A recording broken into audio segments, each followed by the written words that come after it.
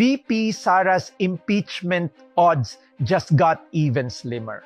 With the newly formed Senate lineup, Vice President Sara Duterte looks even harder to take down. She already has 7 solid anti-impeachment votes locked in.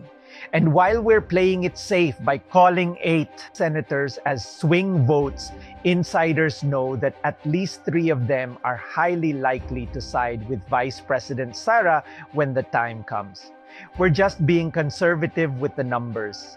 Meanwhile, the pro-impeachment camp led by Marcos remains 7 votes short of the 16 needed to convict. But as always, this is politics. Loyalty is fluid and backroom deals happen every day. Today, Vice President Sara holds the advantage. Tomorrow, it's still anyone's game. Stand your ground, stay vigilant, defend Vice President Sara Duterte.